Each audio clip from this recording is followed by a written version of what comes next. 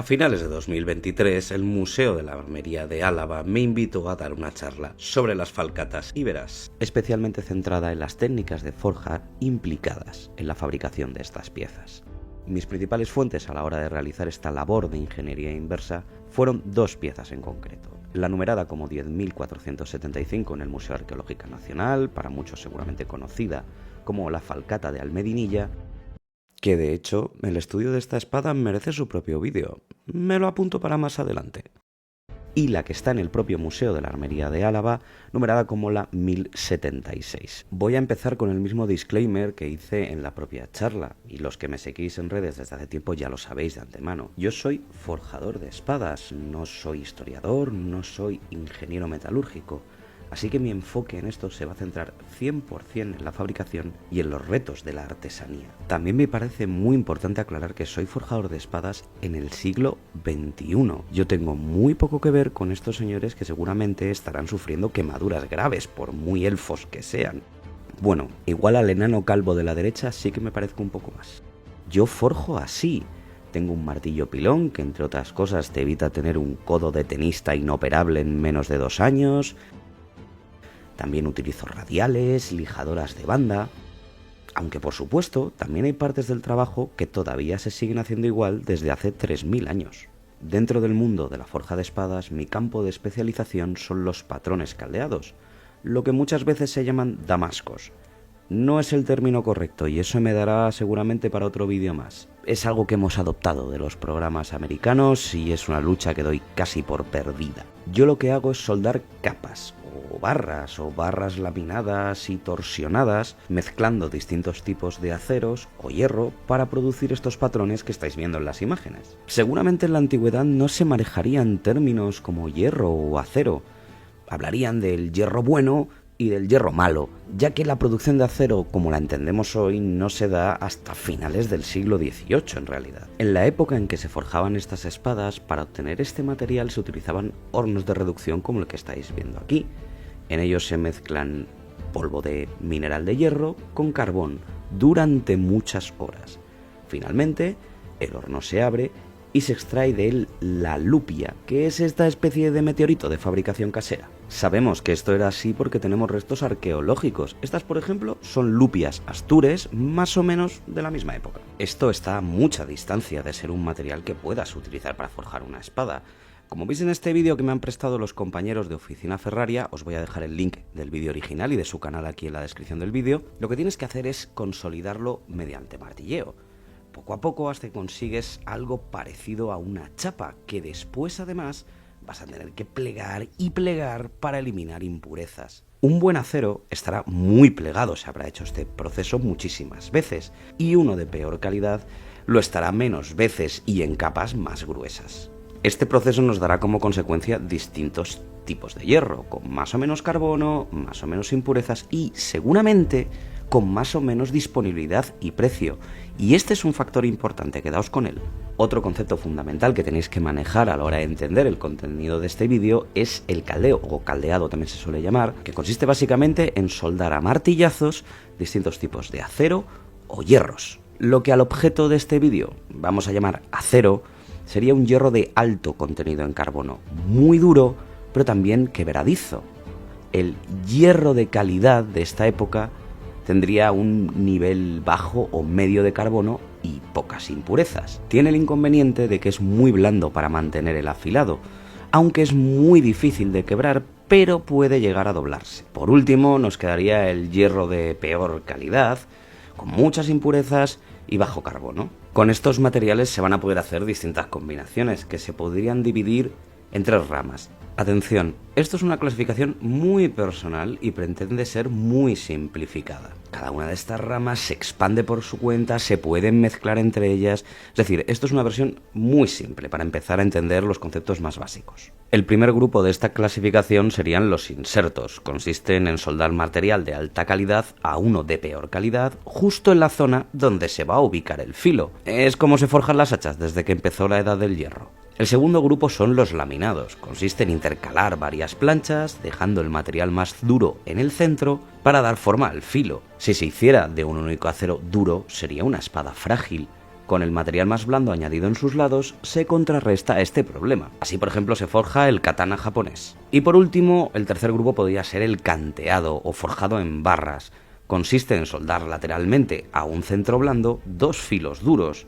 Es como se forjan las espadas ya incluso en las culturas célticas tardías, aunque alcanza su mayor esplendor en la Alta Edad Media.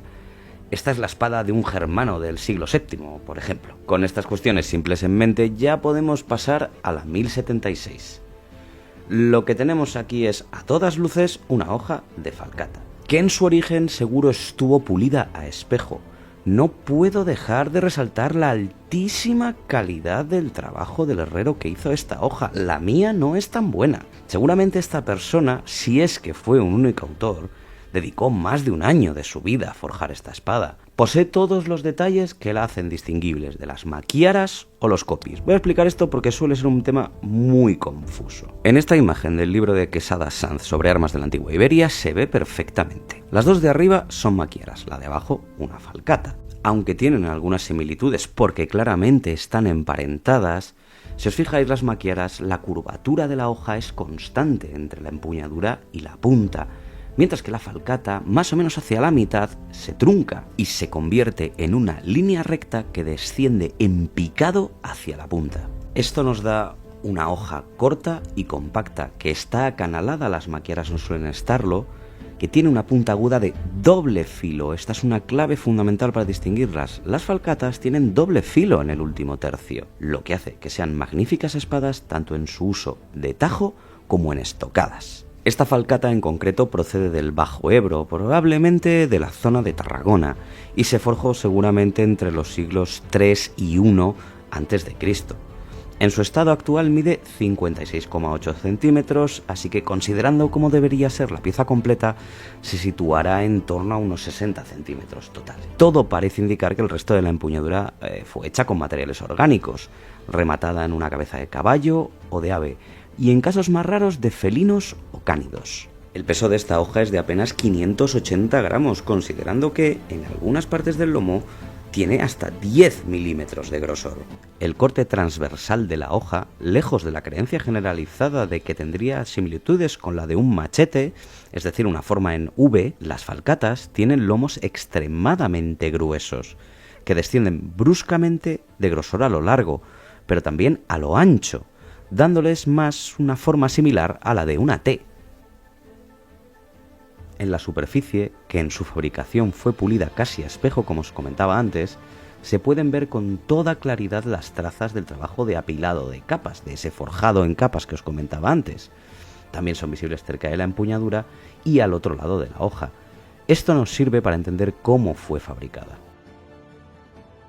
Como ya supondréis, la gran mayoría, la documentación más completa en este periodo incluye muchos de los trabajos de Quesada Sanz, que recomiendo infinitamente, aunque sí que es cierto que se pueden hacer algunas puntualizaciones en lo que se refiere a sus descripciones de los procesos de fabricación y metalurgia íbera, sobre todo porque en algunos casos se basan en descripciones de autores de la época que bien podrían estar equivocadas. Un ejemplo de esto podría ser la descripción que Quesada hace del proceso de forjado de las distintas láminas que conforman las falcatas y cómo éstas se endurecen, porque utiliza el testimonio de Filón de Bizancio, de su obra La mecánica y sintaxis. Os pongo aquí el literal, pero resumo lo sustancial. En ella, el ingeniero y escritor griego habla de que se unen a la calda 3 láminas de distinto acero.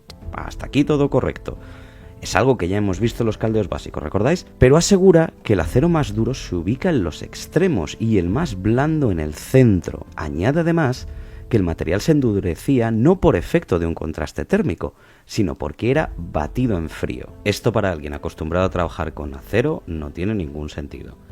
Quizá lo que más choca de inicio es que en primer lugar el acero no se endurece así. Lo que endurece el acero es una reacción a nivel molecular por contraste térmico. Lo que describe Filón es cómo se endurece una espada de bronce. En segundo lugar, como vimos en los caldeos básicos, tiene más sentido colocar en el centro la lámina de acero con más carbono, ya que, ubicándolas a la manera que explica Filón, aunque consiguieras envolver perfectamente el núcleo blando, a la larga Por efecto del afilado, más pronto que tarde quedaría expuesto el núcleo blando del hierro. Esto no es lo que nos dice el estudio de la superficie de estas hojas. Como explicaba antes, el hierro se purifica plegándolo. Cuanto mejor calidad tenga, más compacto será el material. En estas fotos no se ve eso para nada. Los laterales se ven claramente las capas gruesas, poco plegadas. Esto ocurre tanto en la zona de la punta como cerca de la guarda. Hasta apenas 1 centímetro del filo, el apilado de capas es evidente, pero según nos aproximamos a este, desaparecen. A esto hay que sumar también la cuestión de la economía de materias primas que os comentaba antes.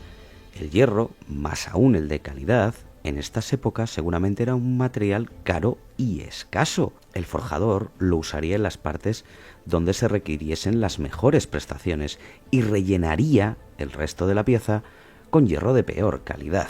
Alguien que tenga que tener en cuenta todos estos factores de calidades, disponibilidad del material, puntos de responsabilidad de este material, afrontaría la forja de una falcata de la siguiente manera. Aquí están las 3 planchas de material. El de peor calidad a los lados, plegado un poco de aquella manera, y el de alta calidad en el centro, donde está su punto de responsabilidad. Con esta disposición se puede afilar tanto como se quiera, mientras que el hierro de bajo carbono de los laterales va a compensar la fragilidad del acero de alto carbono. Y esta es la receta que yo utilicé para forjar la que vamos a llamar Falcata 2023. Este es un encargo que me realizaron a principios de aquel año, lo que me llevó a solicitar permiso para estudiar esta falcata en el museo y en último término a dar esta charla. Es importante aclarar que esta pieza viene muy condicionada por los gustos de mi cliente, que es a fin de cuentas quien paga la ronda.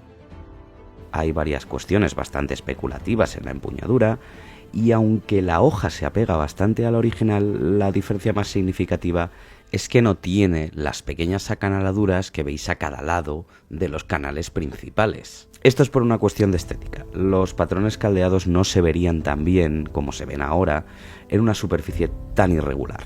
El paso a paso para conseguir esta hoja ha sido el siguiente. Cada uno de los laterales laminados comenzó siendo un taco como este que veis, mezclando acero F114, que es un acero de carbono medio, con 1095, que es de alto carbono y que además da mucho contraste cuando revelas el patrón. El 1095 será también el acero que voy a usar en el centro de la hoja. Cada uno de estos tacos pesaba alrededor de 800 gramos. El modo de soldarlo no difiere casi nada del que usó el fabricante de la Falcata 1076. El material se calienta alrededor de los 1000 grados y se golpea suavemente para que las superficies se adhieran. Yo actualmente utilizo bórax como fundente, pero en la época seguramente utilizarían arena.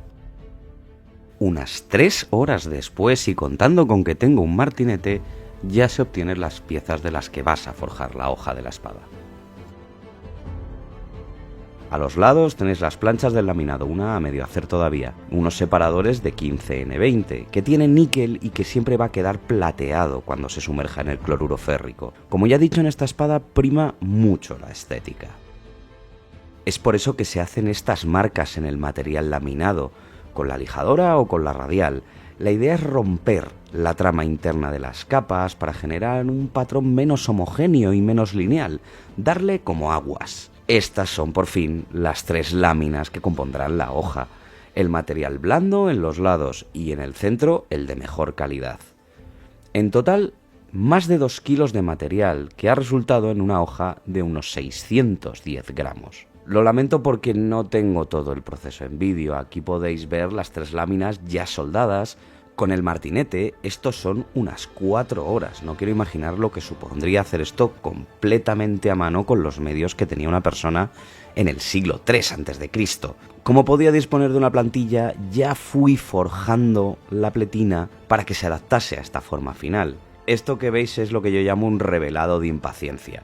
Quería echar un vistazo dentro y ver la unión entre los distintos materiales. Ahí se distinguen perfectamente los distintos tipos de acero con sus separadores plateados. A partir de este punto la producción ya pasa a ser principalmente mecánica, utilizando radiales, lijadoras de banda, hasta dar con la geometría exacta por desbastado. Los canales también se hacen con este método porque además reduces mucho el riesgo de arruinar el trabajo que has hecho. Con los patrones caldeados es muy fácil romper las soldaduras si no trabajas a las temperaturas adecuadas y si lo haces todo por forja. Con la hoja terminada hay que darle el tratamiento térmico. Esto que veis en la imagen es uno de los normalizados. Es uno de los tratamientos térmicos que hay que darle a las espadas y a los cuchillos antes de templarlo.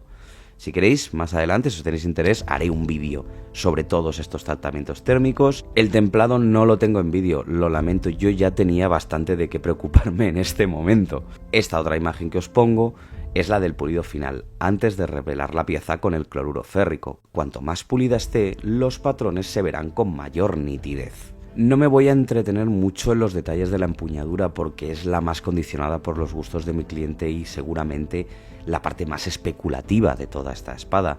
Aún así he tratado de mantenerme lo más próximo que he podido a las referencias originales. Tanto la guarda como el caballo del pomo son de latón sólido y el agarre es de cuerno de ciervo. El último paso es la vaina, con el cuchillo afalcatado a juego como mandan los cánones.